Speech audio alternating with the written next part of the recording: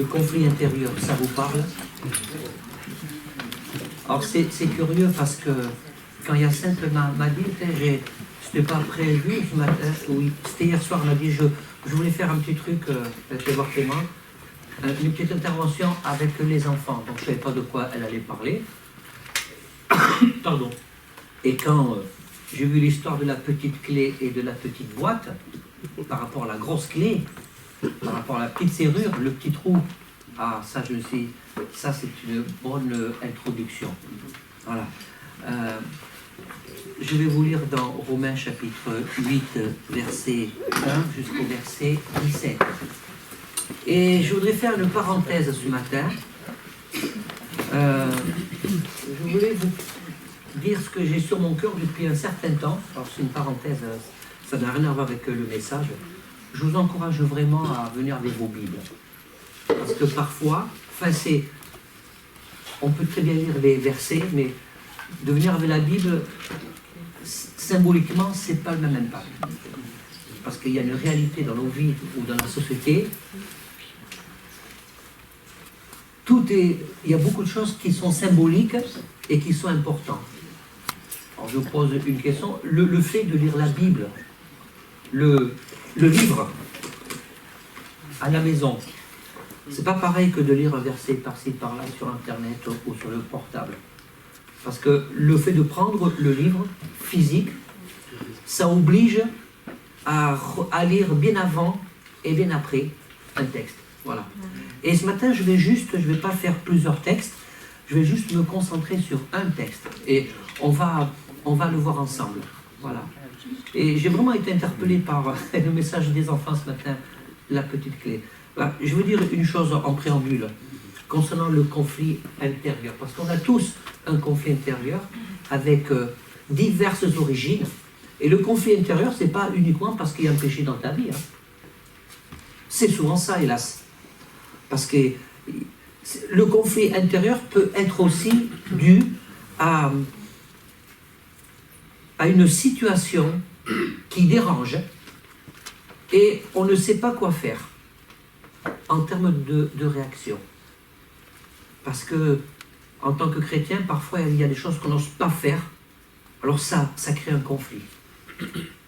Et d'autres diraient un conflit cognitif au niveau de la réflexion. Alors, ce matin, je voudrais être assez large pour que vous puissiez vraiment prendre quelque chose ce matin de la part du Seigneur. Donc, Romains chapitre 8, versets 1 à 17. Voilà, ça s'inscrit dans le contexte où l'apôtre Paul parle du chrétien qui est libéré de la loi, du rôle des conséquences de la loi du péché. Et ensuite, il continue donc en disant, c'est pour ça, on va commencer par « Il y a donc maintenant ». Romains chapitre 8, verset 1. Romains 8. Oui. Il n'y a donc maintenant aucune condamnation pour ceux qui sont en Jésus-Christ. En effet, la loi de l'esprit de vie en Jésus-Christ m'a affranchi de la loi du péché et de la mort, car chose impossible à la loi parce que la chair la rendait sans force, Dieu a condamné le péché dans la chair. C'est fort ça. Dieu ne t'a pas condamné. S'il a condamné quelque chose, c'est le péché.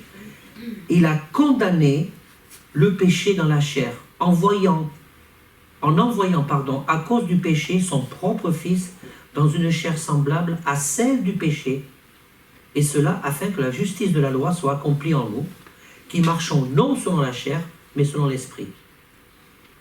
Ceux en effet qui vivent selon la chair s'affectionnent aux choses de la chair, tandis que ceux qui vivent selon l'esprit s'affectionnent aux choses de l'esprit. Et l'affection de la chair, c'est la mort, tandis que l'affection de l'esprit, c'est la vie et la paix. Car l'affection de la chair est inimitié contre Dieu, parce qu'elle ne se soumet pas à la loi de Dieu, et qu'elle ne le peut même pas. Or, ceux qui vivent selon la chair ne sauraient plaire à Dieu. Pour vous, vous ne vivez pas selon la chair, mais selon l'esprit. Si du moins l'esprit de Dieu habite en vous. Si quelqu'un n'a pas l'esprit de Christ, il ne l'appartient pas. Et si Christ est en vous, le corps, il est vrai, est mort à cause du péché, mais l'esprit est vie à cause de la justice. Et si l'esprit de celui qui a ressuscité Jésus d'entre les morts habite en vous, celui qui a ressuscité Christ d'entre les morts rendra aussi la vie à vos corps mortels par son esprit qui habite en vous. Ainsi donc, frères, nous ne sommes point redevables à la chair, car vivre selon la chair, pour vivre selon la chair, pardon. Si vous vivez selon la chair, vous mourrez, mais si par l'esprit vous faites mourir les actions du corps, vous vivrez. Car tous ceux qui sont conduits par l'Esprit de Dieu sont fils de Dieu. Et vous n'avez point reçu un esprit de servitude pour être encore dans la crainte, mais vous avez reçu un esprit d'adoption, par lequel nous crions « Abba, Père ». Abba, Père. L'Esprit lui-même rend témoignage à notre esprit que nous sommes enfants de Dieu. Or, si nous sommes enfants de Dieu, nous sommes aussi héritiers, héritiers de Dieu et co-héritiers de Christ, si toutefois nous souffrons avec lui, afin d'être glorifiés avec lui. Amen. Voilà. Quand j'ai travaillé sur ce passage, je me suis rappelé que souvent nous citons ce verset que je viens de lire à la fin, que nous sommes enfants, nous sommes aussi héritiers de Dieu et co-héritiers avec Christ. Vous l'avez souvent entendu ça? Et dans ma réflexion, j'ai souvent entendu, et j'ai eu même dit, il y a plus d'une fois, nous sommes enfants de Dieu, co-héritiers avec Christ. Et on ne peut dire qu'amen. Sauf qu'en réfléchissant bien, en me posant, alors je sais que peut-être que pour certains, vous n'allez peut-être pas me croire, mais je vous assure, je me pose. J'arrive à me poser, c'est vrai. Je vous assure que c'est vrai. Et sous cette lancée, je me suis posé pas mal, bien que j'ai un emploi du temps un peu de ouf, mais quand je me pose et quand je réfléchis à ça, je me suis dit, c'est vrai, nous sommes co-héritiers avec Christ. C'est très encourageant. Nous sommes co-héritiers avec Christ. Vous voyez, il n'y a pas longtemps, le prince Charles est devenu le roi Charles. Il a hérité, il a hérité, voilà. Ça c'était une réalité. Il est déjà co-hérité et là il a vraiment hérité. Et sur le plan spirituel, nous héritons tout ce que Dieu met à notre disposition. C'est notre héritage. Lorsque vous transmettez des valeurs à vos enfants, une éducation, et au-delà de l'éducation, des biens matériels quand il y en a, c'est une transmission, c'est un héritage, parce qu'il y a cette filiation. Et ce verset m'a interpellé parce que nous devons prendre conscience que nous, par filiation, nous disposons de toutes les... Je vais parler un peu très terre à terre. Nous disposons de toutes les ressources qui appartiennent à Dieu. Dieu met à notre disposition toutes ces ressources sans limitation de durée.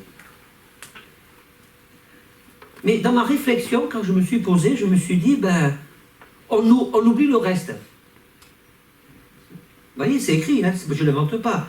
Si toutefois nous souffrons avec lui afin d'être glorifiés. Si toutefois nous souffrons avec lui afin d'être glorifiés. Allez, je fais un petit sondage. Quel est d'entre vous qui a dit « Nous sommes co-héritiers avec Christ » parce que nous avons cet héritage de Dieu. Vous l'avez tous dit. Mais est-ce qu'on l'a dit? Est-ce qu'en le disant, vous avez dit la suite?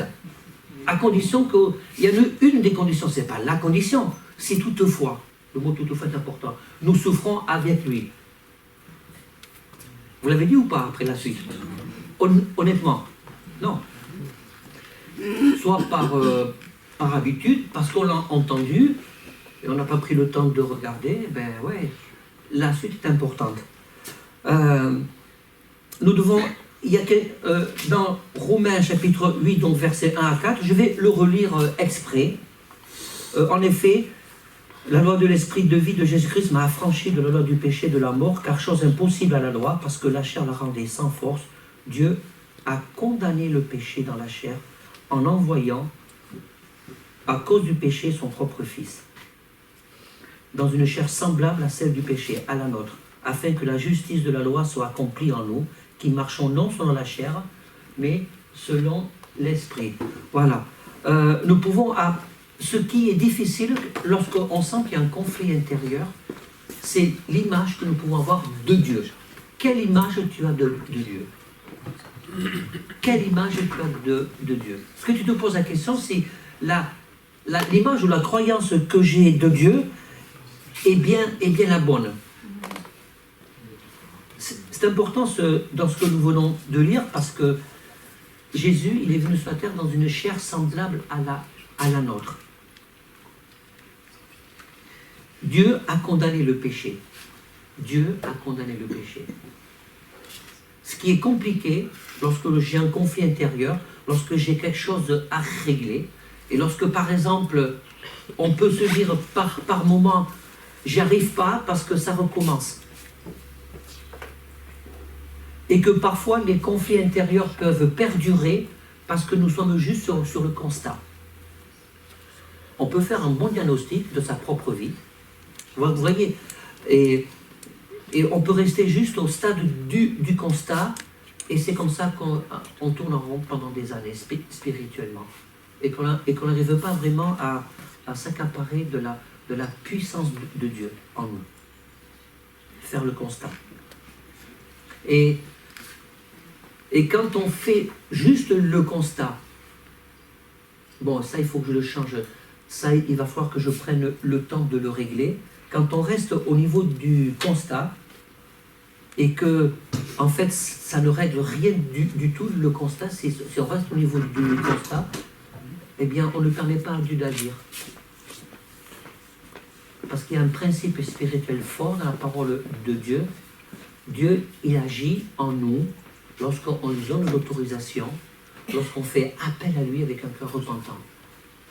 Là, il commence à agir. Et parfois, quand on a l'impression que Dieu ne répond pas, ou que ça ne fonctionne pas, il y a ce sentiment de culpabilité qui vient, et ça fausse tout. Ça fausse l'image qu'on peut avoir de Dieu, ça fausse l'image qu'on peut avoir des frères et sœurs. Et après, on se crée des espèces de boucliers de défense pour ne pas souffrir. On peut faire souffrir les autres. Et quand on s'occupe, quand on s'attache à soi et qu'on essaie de voir pourquoi j'ai ce conflit intérieur, pourquoi j'ai un conflit en moi, quelle en est l'origine, je vous assure qu'on n'a pas le temps de voir ce qui se passe dans la vie des autres. Ouais. On n'a pas le temps de voir ce qui se passe dans la vie des autres. J'aime beaucoup cet écrit quand il est dit « Dieu, il a condamné le péché ». Ce matin, dis-toi que Dieu te regarde, c'est pas toi qui condamne, c'est le péché. Et le péché, c'est pas toujours faire, c'est pas l'acte qui caractérise le péché. Le péché originel, la position de péché, c'est que je suis à côté de ce que Dieu veut. C'est parce que je manque le but. C'est pas que je manque le but, je ne suis pas à l'écoute de Dieu. Et si je ne suis pas à l'écoute de Dieu, comment est-ce que je peux avoir une image de Dieu que Dieu voudrait que j'ai? L'apôtre Paul, quand vous relisez tout le contexte des Romains, il met bien en relief la problématique de la loi de la première alliance. Cette loi qui met en évidence le péché. Et dans le contexte de la première alliance, c'était juste. Mais là, Dieu met en évidence la grâce qui est la résolution du péché. Vous voyez la différence? La loi met en évidence le péché, qui amène la culpabilité, qui amène la complication de la résolution du problème. Mais là, Dieu met en évidence sa grâce, son amour. parce que les choses ont déjà été réglées à la croix. Et aussi, une chose importante, avant de passer à la diapo suivante, Dieu n'est pas en colère contre toi. Je crois que j'ai la conviction que quelqu'un a besoin d'entendre ça ce matin. Dieu n'est pas en colère contre toi parce que tout a été accompli à la croix. La colère de Dieu, elle est tombée définitivement sur Jésus une bonne fois pour toutes parce que Jésus a été fait péché. Et cette colère de Dieu à cause du péché qui s'est déversée sur la personne de Jésus à la croix, elle était tellement forte, violente que Dieu a abandonné Jésus.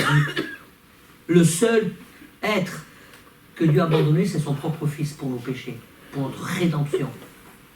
Le péché de l'humanité avant, aujourd'hui, demain et après-demain et à venir, c'est déversé à la croix. Cette colère de Dieu que Dieu exprimait dans l'ancienne alliance, dans laquelle il fait rentrer dans toute une procédure pour se purifier, c'est déversé sur Jésus. Donc, si tu dis dans ton cœur que Dieu est en colère contre toi, bien c'est quelque part, c'est comme si que tu recrucifiais Jésus. Dieu n'est pas en colère contre toi. La colère de Dieu, oui, elle est à venir à la fin des temps. Mais tant que nous vivons là sous la grâce, Dieu n'est pas en colère contre toi. Vous le croyez ou pas? C'est juste ou pas? Dieu n'est pas en colère contre toi. Et permettez-moi de vous dire, quand même, quand j'entends ici et là, quand il y a une catastrophe, c'est la colère de Dieu. Quand il y a la maladie, c'est la colère de Dieu. Non.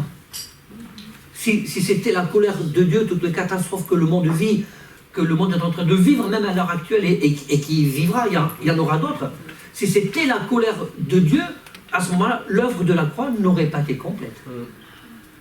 Dieu n'est même pas en colère contre les pécheurs, parce que tout est pardonné. Alors, à combien plus forte raison, Dieu ne va pas être en colère contre toi qui a donné déjà sa vie. Tout est pardonné à l'avance. Alors, il y en a qui se disent, il nous dit quoi là? Si Dieu n'est pas en colère contre les pécheurs. Non, Dieu n'est pas en colère contre les pécheurs. La seule différence, c'est que ceux qui vivent sans Christ, bien, n'ont pas accepté ce cadeau de la croix. C'est ça la différence. Voilà. Dieu nous a donné la croix, le salut, les dons du Saint-Esprit, sa parole.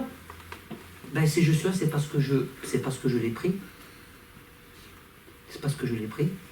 Même dans l'Ancienne Alliance, Dieu dit, ben, choisis la vie ou choisis la mort. Mais choisis. Dieu ne va pas se mettre en colère à cause de tes choix. Je le répète, c'est très important, la colère de Dieu, c'est déversée sur Jésus à la croix.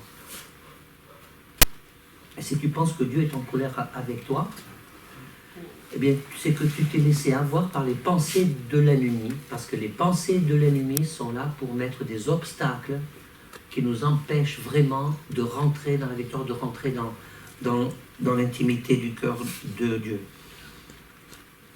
Du verset 5 au verset 12, bon, là j'étais trop loin. Du verset 5 au verset 11, ceux en effet qui vivent selon la chair s'affectionnent aux choses de la chair, tandis que ceux qui vivent selon l'esprit s'affectionnent aux choses de l'esprit. Et l'affection de la chair, c'est la mort, tandis que l'affection de l'esprit, c'est la vie et la paix. Car l'affection de la chair est inimitié contre Dieu, parce qu'elle ne se soumet pas à la loi de Dieu, et qu'elle ne le peut même pas. Or, ceux qui vivent selon la chair ne sauraient plaire à Dieu. Vous voyez, il y a une différence entre la colère de Dieu et plaire à Dieu. Je voudrais insister sur ce principe, la colère de Dieu. Les gens confondent. Les gens en général trouvent une grande facilité à dire « il se passe tout ça parce que Dieu est en colère ». Non. Tout ce qui se passe dans notre monde, ce n'est pas parce que Dieu est en colère. Entendez bien ce que je dis. C'est parce que c'est la conséquence des inconséquences du choix des hommes. D'accord? Je vais juste vous donner un exemple très très très simple qui pour moi illustre parfaitement tout ce que j'essaie de vous faire comprendre ce matin. La faille de San Andreas, vous connaissez. Voilà, un jour ça va craquer. D'accord? Tous les scientifiques disent que c'est bon. Tout est en place pour que mais ça craque. Il y a une telle tension entre les plaques tectoniques qu'ils ont comparé à une tension extrême d'un élastique. Vous avez essayé de tendre un élastique jusqu'à son extrémité. Qui a essayé? Et ça a cassé? Et après on dit aïe, voilà. Ou alors c'est plus facile de faire comme ça. Eh bien la faille de San Andreas, ben c'est ça. Il y a une tension extrême et tout le monde dit ça va craquer. Ça va craquer, ça va vraiment craquer d'une façon que, de mémoire d'homme, c'est une grosse catastrophe qui est prévue. Mais on ne sait pas quand. Et il se trouve que là où il y a la faille de San Andreas, c'est la plus grosse mégalopole du monde. Je ne sais pas combien de dizaines de millions d'habitants. Pourquoi les hommes vont habiter là? Alors qu'on sait que ça va craquer. Et que le jour où ça va craquer, ça va faire des millions de morts. Et on dira, oh, la colère de Dieu s'est déversée. Voilà. Et c'est tout comme ça dans tous les domaines. Et en attribuant à Dieu ce qui est injuste, ce qui ne vient pas de Dieu, automatiquement on construit un système de pensée, une fausse image de Dieu. Et en ayant une fausse image de Dieu, comment est-ce que voulez-vous que Dieu agisse dans nos vies et dans la vie des hommes?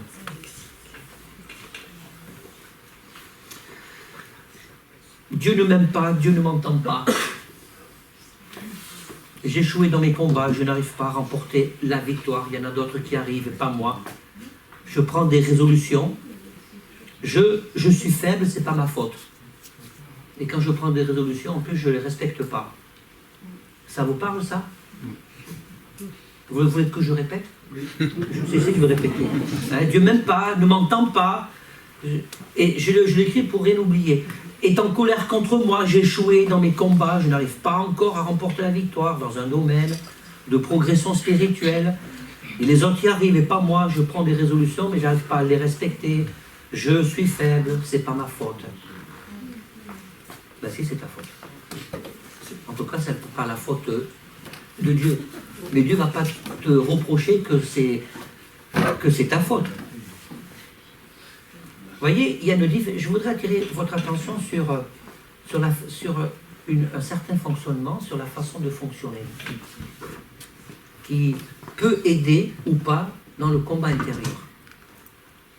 Lorsque je fais le diagnostic de ce que je dois régler dans ma vie, ou de ce que je dois simplement réajuster, modifier, parce que voyez-vous, dans le combat intérieur, de la façon dont on le mène, il y a forcément des conséquences. D'abord dans nos vies, dans la vie de la famille, dans la vie du couple, chez ton mari, chez ton épouse, dans la relation avec les enfants.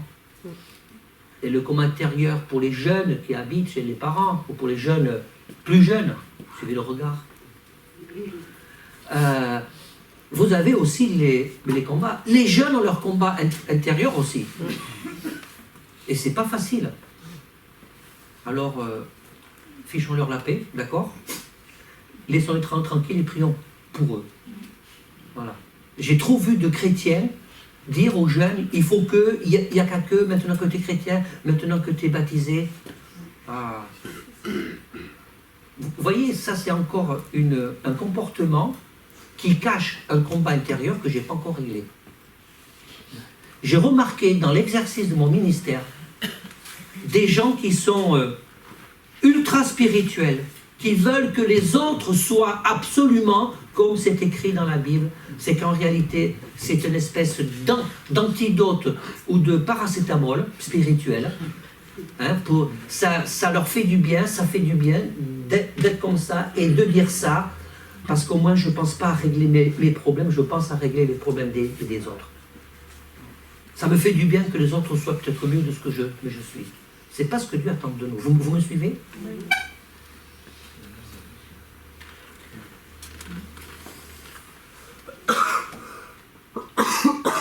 Tu es peut-être faible dans la chair. Moi, je ne vous regarde pas comme des gens qui disent qu'ils sont faibles. Ça vous fait plaisir? Oui. Ne me regardez pas comme quelqu'un de faible non plus. Non pas parce que je suis pasteur que je suis au-dessus de vous, absolument pas, mais regardons-nous comme des gens qui ont des besoins. Et là, ça change la donne. Si tu remarques dans la vie de ton frère et de ta sœur quelque chose qui ne te convient pas, combien de fois tu t'es mis, et quand je dis tu, je m'implique, évidemment, combien de fois tu t'es mis à genoux pour dire Seigneur, il y a certainement quelque chose qui ne va pas. Je vais prier, je vais intercéder pour mon frère et pour ma soeur. Et en faisant ça pour les autres, eh bien, je vous assure que sur le plan spirituel, c'est comme si que vous preniez une arme ou une solution pour vous-même dans votre propre combat spirituel, dans votre propre conflit intérieur.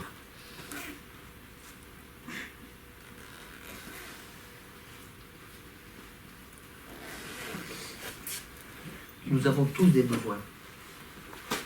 Et il y a des conflits qui ne sont pas... Comment je veux dire ça? Il y a des conflits qui ne relèvent pas d'un péché. Quand la Bible parle de la chair, c'est pas le péché, c'est pas toujours, et c'est pas que le péché en tant que tel, de faire quelque chose de vraiment répréhensible, qui fait honte, etc. Le conflit intérieur, c'est aussi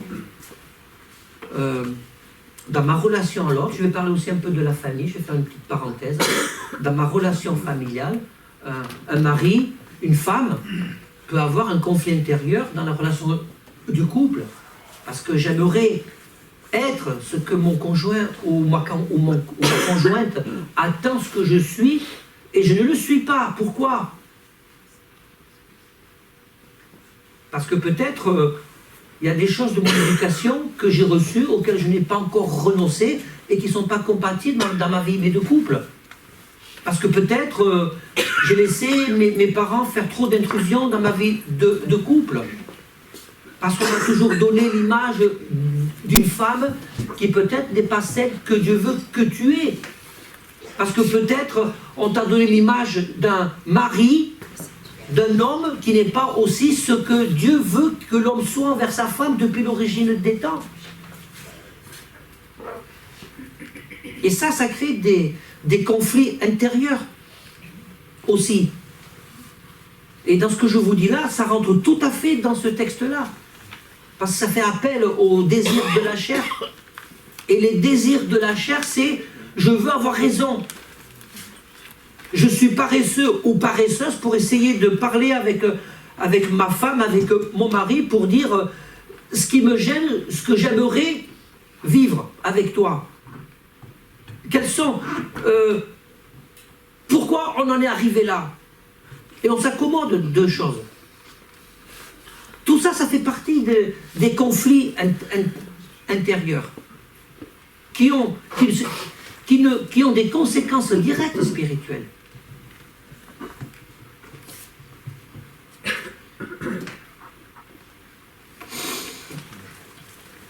Le moyen d'être vainqueur, je crois que c'est des choix. Dieu attend. Nous attendons que Dieu réponde à nos prières. Amen. Est-ce qu'on a raison? Il y en a qui me regardent et me dire c'est une question piège. Hein? Je ne vais pas citer ton nom parce que c'est enregistré. Tu m'as regardé et dit oui, c'est une question piège. J'ai raison ou pas? Hein? Paf, voilà, j'ai raison. Ouais, j'ai souvent raison, c'est ce que je dis à ma femme. Bon, ça va, je peux rire un peu quand même. Il y a mon fils qui rigole derrière. Donc, avec mon numéro à 2 balles, je me suis perdu dans mes notes. Oui, voilà, ça y est. Nos choix. Voilà, on attend que Dieu réponde à nos prières. C'est juste oui et amen. Mais on oublie que parfois, avant que Dieu puisse répondre à nos prières parce qu'il veut vraiment répondre à nos prières, mais Dieu est bloqué dans son action. C'est bizarre mais de dire ça, non? Moi ça me fait bizarre de dire Dieu est bloqué dans son action. Qui c'est qui peut bloquer Dieu? Mais c'est parce que Dieu attend que nous fassions des choix à un moment donné. Voilà. Dieu attend que nous fassions des choix. Est-ce que ton rythme de vie, tes préférences que tu as dans la vie, les actions que tu mènes dans ta propre vie, sont de nature à ce que tu fasses les bons choix et que ces bons choix aient une conséquence directe pour que Dieu puisse agir dans ta vie? Tu vois, c'est pas trop long comme question? Un peu? Alors je fais plus simple, d'accord? Toi, pas faire le bon choix, Dieu ne peut pas agir. Voilà.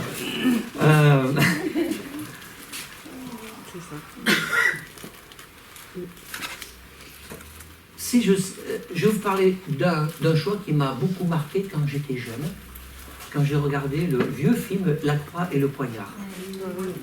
Vous connaissez un petit peu l'histoire de David Wilkerson?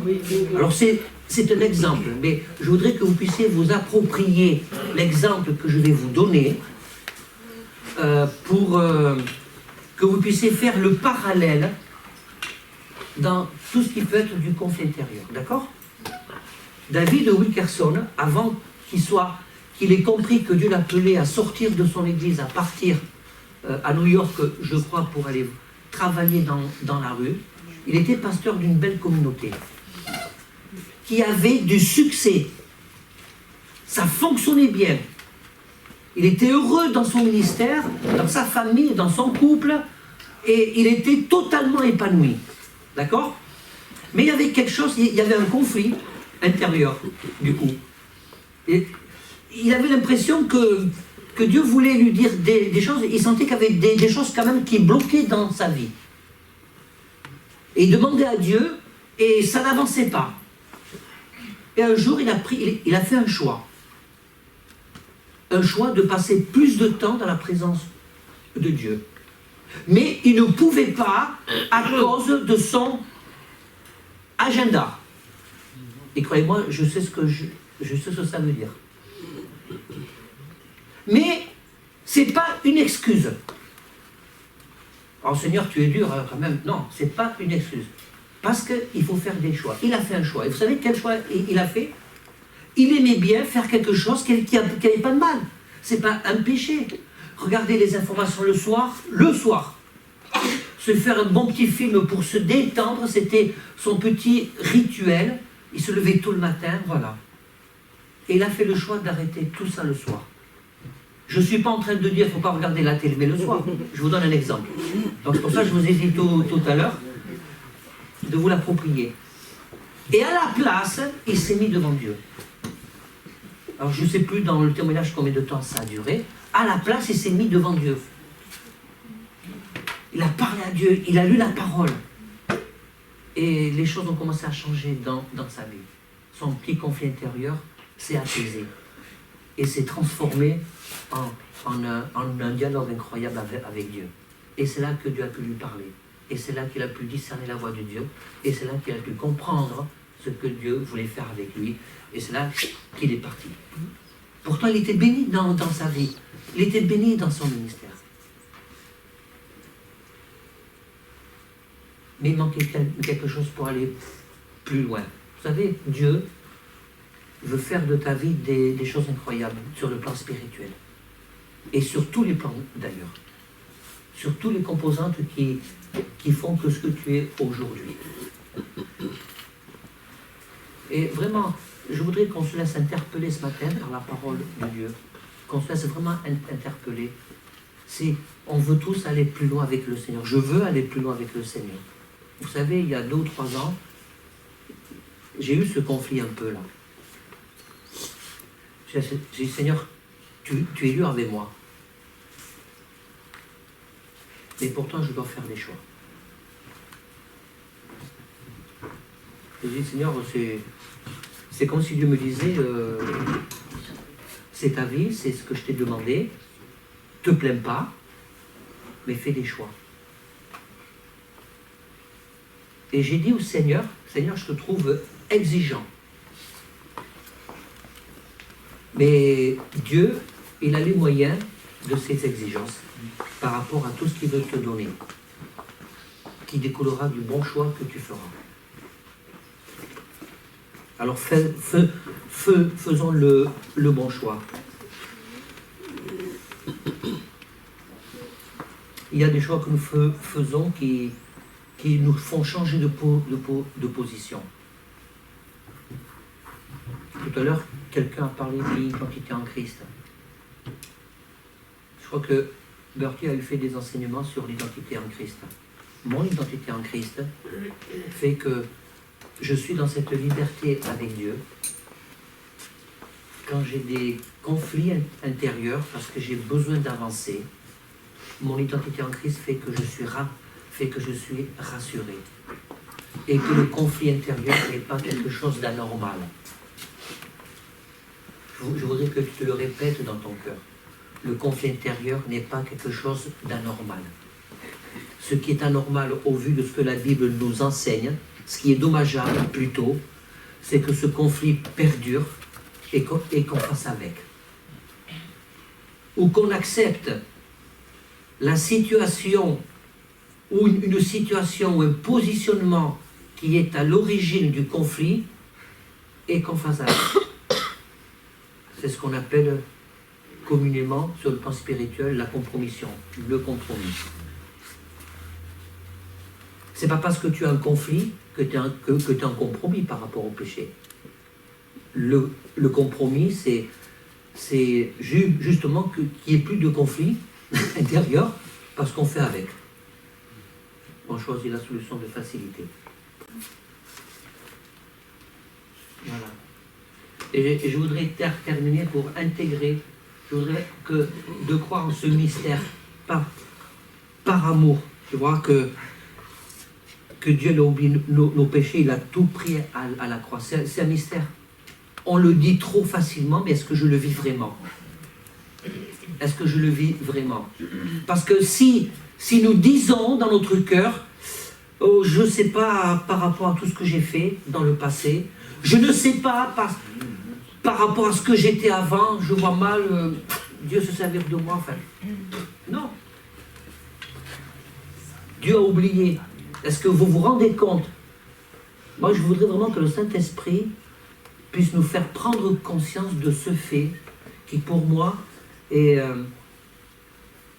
de nature vraiment à être consolé par le Seigneur. Dieu, il a fait le choix d'oublier. C'est-à-dire que Dieu, il a utilisé sa puissance pour fermer dans son cœur une partie de son souvenir pour qu'il puisse nous regarder à travers Jésus. Parce que la parole de Dieu ne se renie pas. Les choses anciennes sont passées, maintenant toutes choses sont devenues nouvelles. Et dans le sens du mot oublier, c'est que Dieu ne va pas revenir en arrière. Dieu n'est pas un homme pour te balancer à la figure ton passé. Tes erreurs, même si tu as fait des erreurs qui ont duré pendant des années, ce que Dieu veut que maintenant là, il ne dit pas je suis trop vieux pour que les choses changent. Je dis ça à tous ceux qui ont les cheveux blancs. Ou qui sont les cheveux blancs, mais il y a de la teinture par-dessus. Moi j'ai les cheveux blancs, mais ce n'est pas de la teinture, c'est du naturel, vous voyez. Voilà. Dis pas je suis trop vieux ou trop vieille, parce que... Non. Ça ne marche pas devant Dieu. C'est une fausse excuse, ça ne marche pas. Vous savez pourquoi, mais ça ne marche pas? Quand bien même il te resterait 1 an ou 2 à vivre, quand bien même. Parce que je vais vous dire une chose. Là-haut, il y aura des récompenses. Je sais qu'un jour, mes yeux verront Jésus. Vous le savez, je le dis plus d'une fois. Je l'ai dit plus d'une fois. Je sais qu'un jour, mes yeux verront Jésus. Pourquoi? C'est pas l'excuse de dire, bon, je vais faire avec, et puis je suis trop vieux, c'est bon. Non. Parce que nos valeurs sont pas celles de Dieu. Parce que imagine que là, les 2 ou 3 dernières années de ta vie, tu fais quelque chose d'incroyable avec Dieu parce que tu as enfin à l'aube de ton départ, tu as enfin compris quelque chose et que tu t'es mis au travail et que Dieu se servait de toi. Tu ne seras pas moins récompensé qu'un gars comme moi qui sert le Seigneur depuis plus de 20 ans. Ça va comme ça? Ou qui aura servi le Seigneur pendant 40 ans si j'ai encore 20 ans de plus à vivre. Non plus, parce que ça fait 75, je suis un peu jeune. Voilà. Vraiment, que le Saint-Esprit puisse te faire prendre conscience que c'est pas l'excuse de dire « bon, je suis trop vieux ». C'est pour les jeunes. Non. À combien plus forte raison? Non. Si tu prends la bonne décision, eh bien, profite. Dieu va te faire profiter. Et moi, je crois que tu peux vivre des années intenses. Je parle à ceux qui sont avancés en âge. Parce que c'est toujours une petite musique comme un ronronnement que j'ai entendu à mon âge. Ça, c'est des pensées de la chair, tu vois. Quand la Bible parle de la chair, voilà un exemple. Ça, c'est des pensées de la chair. Donc, si tu crois que il n'y a pas d'âge pour vivre des nouvelles choses, ou pour peut-être, c'est peut-être prophétique ce que je suis en train de dire, ou peut-être enfin dire Seigneur, je vais accomplir une promesse que je t'ai faite il y a bien longtemps et que je n'ai pas tenue. Ça aussi, ça peut être une des causes de conflits intérieurs, que de temps en temps on se sent coupable. Ben oui, si je fais une promesse à Dieu que je ne tiens pas, je ne vais pas être bien. Je me sens coupable, pas parce que Dieu me culpabilise, je me sens coupable parce que j'ai quand même un minimum d'honnêteté pour me dire, il y a des choses que j'aurais dû faire que je n'ai pas fait. Mais vraiment, je vais prier, je vais arrêter là, je vais prier pour que le Seigneur nous fasse prendre conscience, avant de laisser la place aux enfants, je vais prier pour que le Seigneur nous fasse prendre conscience, vraiment, mes frères et sœurs, que c'est jamais trop tard. C'est jamais trop tard. Pour non seulement d'abord revenir à la croix, pour permettre à Dieu d'agir, pour repartir tout à nouveau avec le Seigneur. Ah ouais? Pour tout à nouveau, quel que soit l'âge que tu as, quelle que soit ta position, ton état physique, pour vivre des choses fortes avec Dieu. Et parce qu'il n'y a pas d'excuse devant Dieu. Il faut être clairement donné. Il n'y a pas d'excuse devant Dieu, parce que Dieu, il est le Tout-Puissant. Si j'ai des excuses devant Dieu, soit je minimise la portée de sa puissance, soit j'ai clairement pas envie que les choses changent dans ma vie, et je fais avec. Il est là le choix. Tu vas aller où avec le Seigneur? Tu veux aller où? Il y a plein de choses que je n'ai pas abordées, évidemment, parce que ce sujet, évidemment, c'est un sujet qui fait appel à beaucoup de choses. Mais le conflit intérieur est un véritable obstacle. Si tu ne le règles pas, si tu ne prends pas des positions et des décisions en vue de le régler, tu tourneras en rond toute ta vie de chrétien. Tu auras beau dire que Dieu est le Tout-Puissant, il y a des choses qui ne marcheront pas parce qu'il y a des décisions à prendre. Et la décision à prendre aujourd'hui, c'est pas de dire c'est bon, tout va être réglé, c'est de dire Seigneur, à partir de maintenant, je veux prendre un chemin où je vais petit à petit régler ce que je dois régler dans ma vie, dans ma façon de penser, dans ma façon d'être, dans ma façon de regarder, me poser les vraies bonnes questions. Et c'est là qu'intervient, c'est pour ça que je trouve ça dingue, et c'est là qu'intervient l'histoire de la petite clé et de la grosse clé. Vous savez ce qui empêche de régler les conflits intérieurs? C'est qu'on veut prendre une grosse clé pour la mettre dans une petite serrure. Dieu ne te demande pas de régler quelque chose qui te paraît aujourd'hui insupportable. Dieu te demande de régler ce que tu peux régler. Et parfois, notre orgueil fait qu'on veut régler le gros truc, là. Ben non, c'est pas ce que Dieu te demande. Commence par le commencement. Mets-toi devant Dieu. Et Dieu va t'éclairer, il va te montrer par où il faut commencer. Et là, tu vas trouver le fil de la pelote pour tout dérouler. Amen. Amen. Seigneur Jésus. Oh Seigneur, merci pour ce temps.